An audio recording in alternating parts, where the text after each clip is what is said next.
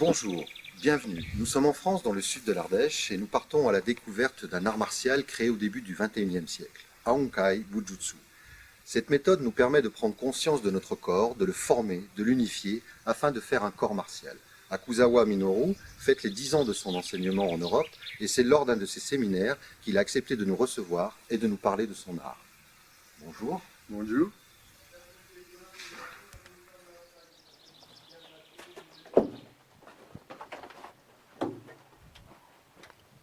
Le cours va commencer et il débute toujours par le salut.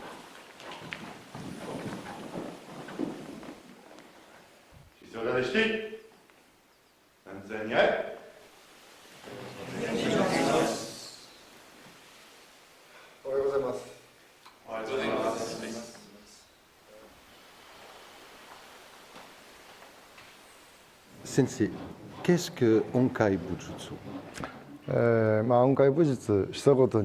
Pour résumer ce qu'est Aonkai Bujutsu, on peut dire que c'est une méthode de formation interne du corps pour en avoir un contrôle et une utilisation libre. Il existe les Budo et les Bujutsu, les Budo étant très répandus à travers le monde. Les Bujutsu sont un art pointu et très ancien. J'ai créé la Onkai en gommant les catégories Budo et Bujutsu en tant qu'art martial ayant pour but de perpétuer et d'approfondir les techniques et l'art ancien.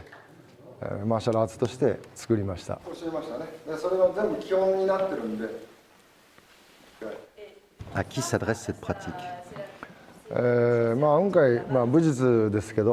Bien sûr, en tant que Bujutsu, si l'on prend en compte l'aspect guerrier, la Onkai offre aux combattants la possibilité d'améliorer considérablement leur potentiel et leur mobilité. Par ailleurs, pour les personnes qui ne peuvent pas pratiquer les sports de façon intensive, l'apprentissage de cette utilisation du corps peut amener un changement dans la manière de faire les choses quotidiennes, ou encore dans la façon de penser. Donc, de ce point de vue-ci, la Onkai peut s'adresser à tous. Ce sont des points que les pratiquants peuvent approfondir au fur et à mesure à travers les Tanren et les Kunren de la Onkai.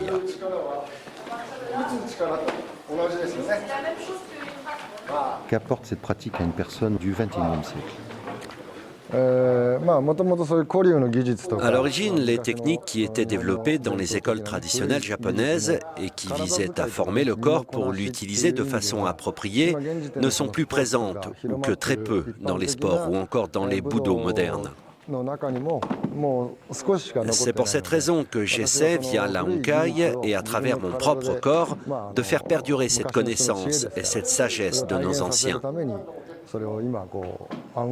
Que ce soit d'un point de vue martial ou bien encore du point de vue de la santé, j'essaie toujours d'améliorer et d'affiner ces techniques. Je pense donc que cette sagesse ancienne peut également être utile à notre vie moderne.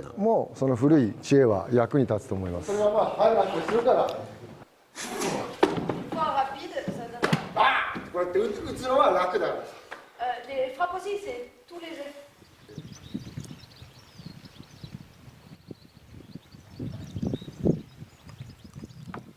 S'il est une chose qui caractérise Akuzawa Minoru, c'est la générosité. Lui ne cache rien de son art, il l'enseigne pleinement et cherche avant tout à le partager avec ses élèves.